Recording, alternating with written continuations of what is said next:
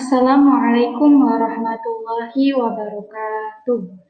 Alhamdulillah, pada kesempatan kali ini kita masuk ke pembelajaran matematika. Yang pertama itu adalah mengenal pecahan.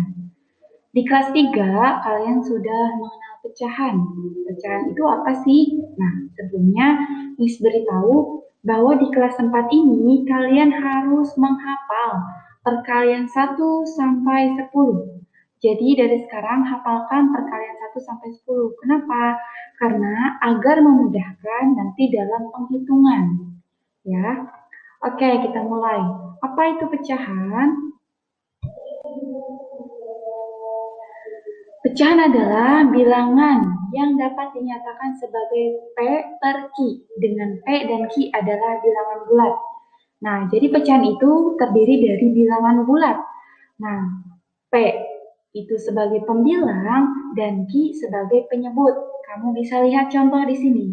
Ini ada satu buah pizza, lalu dibagi atau dipotong menjadi 2, menjadi 1/2. Kemudian dipotong lagi menjadi 1/4. Nah, ini adalah pecahan, yaitu 1/2 dan 1/4 adalah pecahan. Kenapa? Karena terdiri dari pembilang dan penyebut. Lalu, manakah bagian yang paling terbesar antara 1/2 dan 1/4? Yang paling besar itu adalah 1/2. Nah, pecahan itu terdiri dari pembilang dan penyebut. Kamu bisa lihat contoh di sini. Ada angka 1 dan angka 2. Angka 1 sebagai pembilang dan angka 2 sebagai penyebut. Nah, ini kadang suka sering salah ya. Yang atas dibilang penyebut dan yang bawah disebut pembilang. Itu kadang suka keliru. Jadi harus diperhatikan lagi. Yang atas angka 1 sebagai pembilang dan angka yang di bawah angka 2 sebagai penyebut. Selanjutnya, macam-macam pecahan. Pecahan itu terdiri dari 2 macam. Ada pecahan biasa dan ada pecahan campuran. Kamu bisa lihat.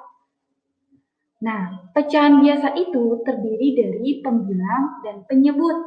Sedangkan kalau pecahan campuran terdiri dari bilangan bulat, ini yang ada di samping ya, dan pembilang lalu penyebut. Jadi ada 3 angka. Bilangan bulat, pembilang, dan penyebut. Ini jangan sampai dilupakan ya. Sekali lagi, pecahan biasa terdiri dari pembilang dan penyebut, sementara kalau pecahan campuran terdiri dari bilangan bulat, pembilang, dan penyebut. Nah, lalu ada pecahan murni. Nah, kalau pecahan murni ini pecahan yang apabila pembilangnya kurang dari penyebut. Contoh 1/3 dan 3/4. Ini pembilangnya kurang dari penyebut. Oleh karenanya, jika kita menemukan di pecahan murni ini tidak bisa diubah ke pecahan campuran. Pecahan murni kan disebut juga pecahan biasa.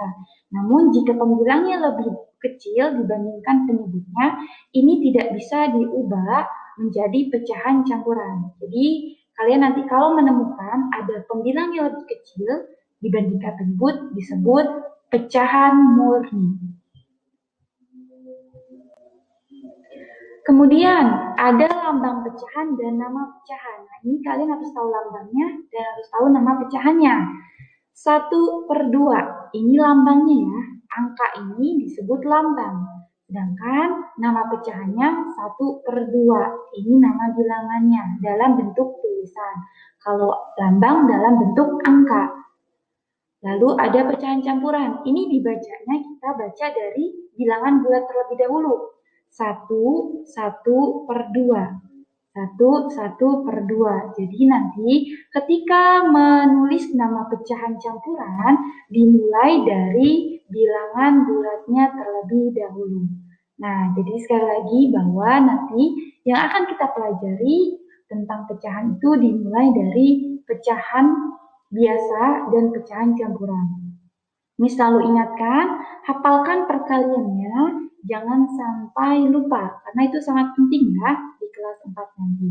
Mungkin untuk kali ini pengenalan tentang pecahan sampai di sini. Nanti kita akan lebih perdalam lagi materi di hari Senin. Wassalamualaikum warahmatullahi wabarakatuh.